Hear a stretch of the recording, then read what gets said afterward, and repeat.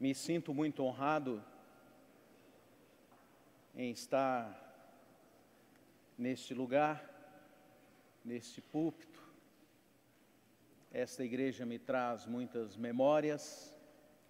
Fui educado aqui na cidade de São Paulo, vivi aqui até os 28 anos e aqui nos corredores, nos espaços dessa igreja tive momentos muito bonitos da minha vida cristã. Estudei aqui, convivi com os pastores de um modo especial, e eu tenho, claro, que mencionar o reverendo Abival, pela vida dele, ministério, amizade. Durante o meu tempo de seminário e durante toda a minha juventude. Quero agradecer muitíssimo aos colegas, de um modo especial ao reverendo Valdinei Ferreira, ao Conselho da Igreja pela oportunidade. Trazemos os cumprimentos da 2ª IPI de Maringá, a igreja da qual eu sou um dos pastores. O nosso muito obrigado. Vivemos um tempo em que os templos evangélicos estão lotados e cheios. Isso revela uma necessidade que as pessoas têm de conhecerem a Deus e de buscarem a Deus. A maioria das pessoas vão ao templo sem saber muito bem quem é Jesus, quem é Cristo, o que Ele fez e o que Ele significa. As pessoas, a sua maioria, vão ao templo à procura de uma cura, à procura de uma solução para a sua vida do ponto de vista social, do ponto de vista psicológico, há uma resolução de conflitos. Muitos vão à procura de uma ascensão social, de uma prosperidade financeira. E isso não era muito diferente na época de Jesus. Muitos o seguiam por essas mesmas razões que as pessoas estão indo aos templos nesses dias.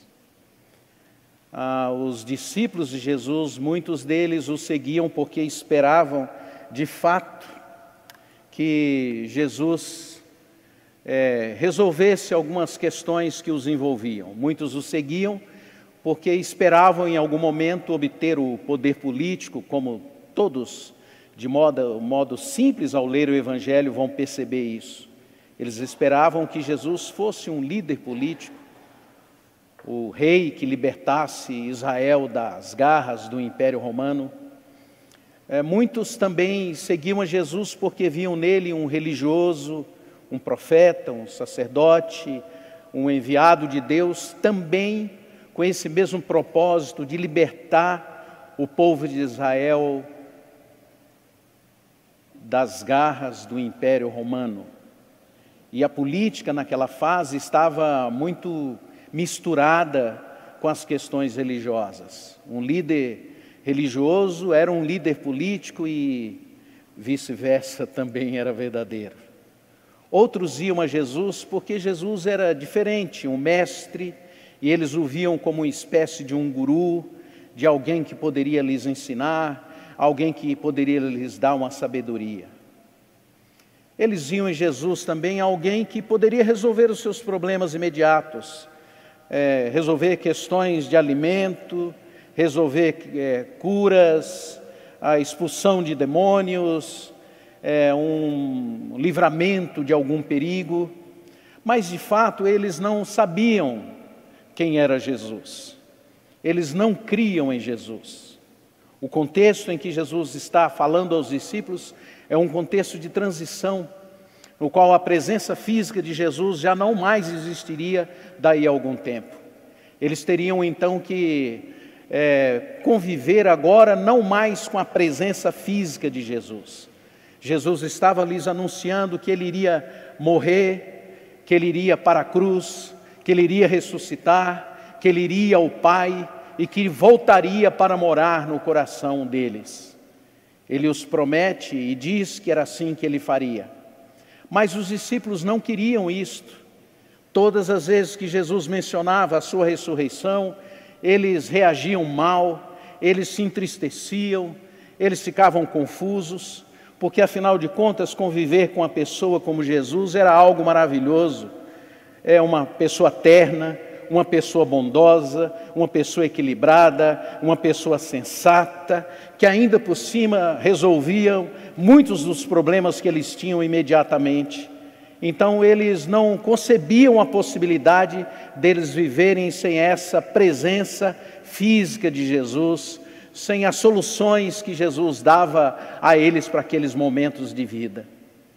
De fato, eles queriam Jesus ao lado deles, mas não queria Jesus morando no coração deles, ou não conseguiam entender essa promessa do Espírito que estava restrito até ali, de certa forma, à presença física de Jesus. Eles não conseguiam entender ou crer que era possível que Jesus voltasse e viesse para morar no coração deles, através do Espírito Santo, do Consolador.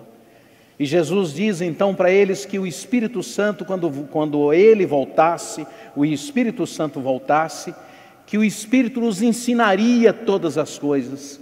E então eles teriam que mudar, eles teriam que ter uma mudança de vida. E na verdade eles não estavam pensando nisso, nessa possibilidade deles serem transformados, deles mudarem, deles se tornarem pessoas que praticassem aqueles valores que Jesus estava lhes ensinando o tempo todo. Eles não pensavam nisso. Agora eles teriam que virar gente capaz de amar, gente capaz de perdoar. Eles teriam que virar gente. Eles queriam continuar, na verdade, naquela religiosidade que eles tinham. Eles queriam continuar naquelas concepções que eles tinham de vida, de violência, de agressão, de vingança, de cobrança. Mas Jesus estava lhes prometendo e dizendo: eu vou, Pai, vou voltar para entrar no coração de vocês, para mudar a vida de vocês, para mudar a compreensão de vocês, para que vocês tenham uma visão nova da realidade da vida e dos outros seres humanos. Vocês terão que mudar, e se eu voltar e entrar no coração de vocês, vocês terão que viver essa experiência da mudança, da compreensão, da transformação. Eles queriam Jesus, sim, mas eles queriam Jesus do lado de fora. Eles até achavam que eles já conheciam Jesus. Eles já estavam convivendo com Jesus há alguns anos. Alguns deles já acompanhavam Jesus há muitos anos, mas agora muitos deles, especialmente os discípulos, conviviam com Jesus diariamente, iam nos mesmos lugares, andavam pelas mesmas estradas poeirentas, dormiam nas mesmas tendas, dormiam nos mesmos lares, conviviam de uma forma intensa durante alguns anos. Eles de fato sabiam quem era Jesus do ponto de vista humano, mas eles não conheciam Jesus. E esse é o grande perigo de muitas pessoas que seguem a Jesus sem conhecê-lo de verdade, sem crer que Ele é o Filho do Deus vivo. É que nós vamos nos acostumando com esse convívio, com as coisas ao redor de Jesus. Nós vamos nos acostumando com as palavras de Jesus. Nós vamos nos acostumando com as bênçãos que Jesus nos dá. Nós vamos nos acostumando com os benefícios que a cruz nos traz para a nossa existência. Nós vamos vivendo esta ideia religiosa do cristianismo. Nós vamos entrando por esse caminho dos sacrifícios para obter o perdão, que era o que eles viviam naquela época. E nós vamos nos confundindo e achando de fato que pelo fato de vivermos num convívio com essas coisas ao redor da pessoa de Jesus, que nós de fato já o conhecemos e já sabemos quem Ele é. Então vamos nos acomodando, vamos nos adaptando, vamos ganhando esse jeito, vamos dizer, evangélico, vamos ganhando essa liturgia evangélica, vamos ganhando essa coreografia evangélica, vamos ganhando as palavras evangélicas, vamos ganhando o nosso comportamento e essa visão de uma identidade que pode ser religiosa, que pode ser evangélica, que pode ser chamada de cristã, mas que na maioria dos momentos da existência humana, quando nós a observamos, tomamos posturas que estão muito distantes do Evangelho e da pessoa que Jesus é e daquilo que Ele ensinou nos seus Evangelhos. Porque nos acostumamos, porque nos acomodamos, vamos nos tornando pessoas prepotentes religiosamente. Nós já te conhecemos, Senhor. E Jesus diz então assim para eles: aqueles que têm os meus mandamentos e os guarda, esse é o que me ama e será amado por meu Pai, e eu também o amarei e me manifestarei. Aí então, um dos discípulos que tinha essa ideia de que ele já sabia quem era Jesus, que ele já conhecia Jesus, Judas, não Iscariotes, lhes responde: Senhor, de onde procede que o Senhor tenha que se manifestar a nós e não ao mundo? A maioria e uma grande parte dos evangélicos foram tomados pela ideia de que Jesus tem que ser revelado ao mundo e não a nós. Muitos de nós achamos que nós já o conhecemos com tanta profundidade que não precisamos mais buscá-lo, que não precisamos mais desejá-lo, que não precisamos mais amá-lo. E isso tem consequências gravíssimas na nossa vida. E nós começamos a achar que quem tem que conhecer a Jesus é o mundo, são os outros, são os ímpios, são os não cristãos, são os não crentes. E nos esquecemos de buscá-lo e conhecê-lo verdadeiramente. Eles queriam Jesus ao lado deles, mas eles não queriam Jesus dentro do coração deles, porque eles jamais imaginavam o que poderia acontecer na vida deles. Eles não tinham nenhuma perspectiva de que Jesus era o Filho do Deus vivo. Eles não tinham essa revelação clara no coração. Eles não imaginavam e não podiam imaginar o que poderia acontecer com as suas vidas se Cristo de fato entrasse no coração deles. Eles não tinham essa possibilidade. Crer na ressurreição de Jesus naquele momento era algo muito complexo e muito difícil. Alguns grupos pequenos, isolados, criam na ressurreição. Não na de Jesus, na ressurreição de um modo geral. Agora, crer na possibilidade do Deus vivo ter vindo a este mundo, andado entre nós, depois morrer, ir ao Pai, estar com o Pai e cumprir a promessa de voltar e habitar no coração de seres humanos como nós, eles pensavam: isso é impossível, não é viável. Eles nunca poderiam imaginar o que Deus poderia fazer na vida deles, se eles de fato abrissem os seus corações para que o Senhor entrasse em suas vidas. Nunca. Talvez, antes desse momento, da morte e da ressurreição de Jesus e da volta de Jesus através do seu Espírito para morar no coração deles, eles imaginariam que eles seriam transformados, iriam passar pelas coisas que eles passaram. João é aquele que, ao entrar na vila de Samaria e ao ver que eles rejeitavam a Jesus, João se encheu de raiva, de rancor, e fez uma sugestão a Jesus, pedindo que Jesus orasse, pedisse para que o Pai mandasse dos céus fogo para consumir aqueles samaritanos que o rejeitavam. João era um homem raivoso, um homem nervoso, um homem bravo. Ele nunca imaginou que ele seria alcançado pela graça de Deus, que o Senhor entraria na vida dele, que o Senhor poderia transformá-lo e fazer dele o apóstolo amado, ao ponto de, no final da sua vida, ele já não ter mais palavras para dizer. E a congregação, segundo os historiadores contam, ele os chamava para que ele dirigisse uma palavra à igreja, como honra, e ele ia à frente e ele dizia apenas: Apenas 2 palavras: amem a Deus e amem ao próximo. Ele nunca imaginou que ele poderia ser transformado no apóstolo do amor, que escreveu as cartas mais lindas de amor que vocês possam imaginar, do amor de Deus para com o ser humano.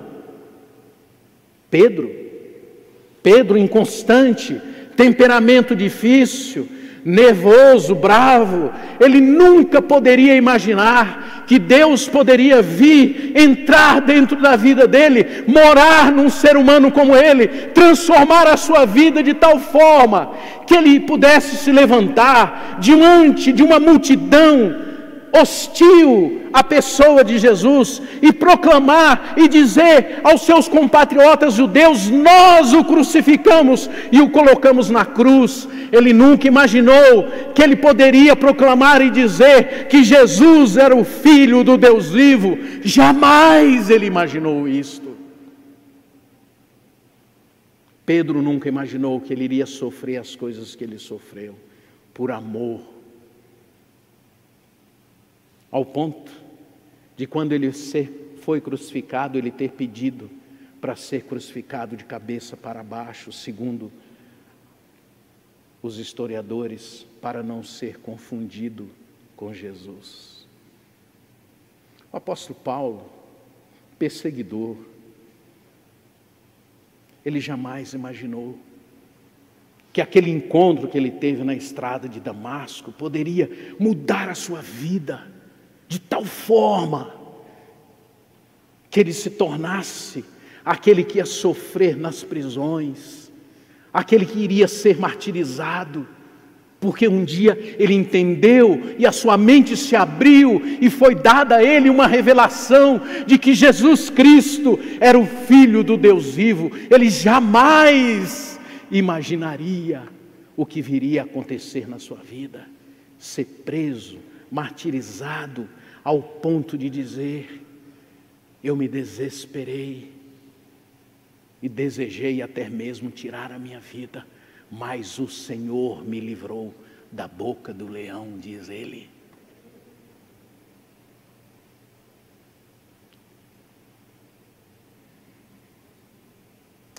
Eu jamais imaginei que Deus poderia fazer o que Ele tem feito na minha vida. Um menino órfão, perdido. Eu jamais imaginei que um dia eu seria encontrado por Jesus e que Ele viria morar no meu coração. Um ser humano pecador.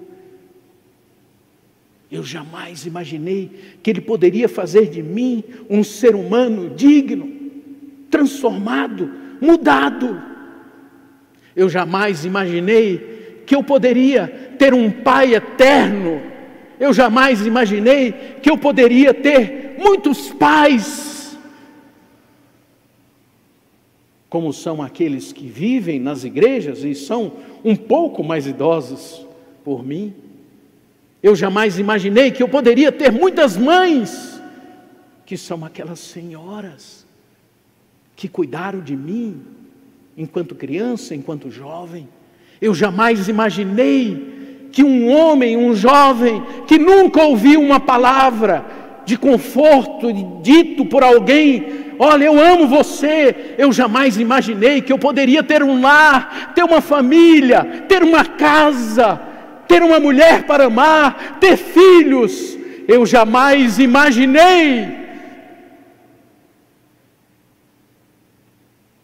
que esse Deus que criou esses bilhões de galáxias, de células, de seres humanos perfeitos, eu jamais imaginei que Ele poderia vir e morar num ser humano inútil, sem nenhuma expectativa de vida, sem nenhuma esperança, que Ele poderia vir e morar num ser humano como eu.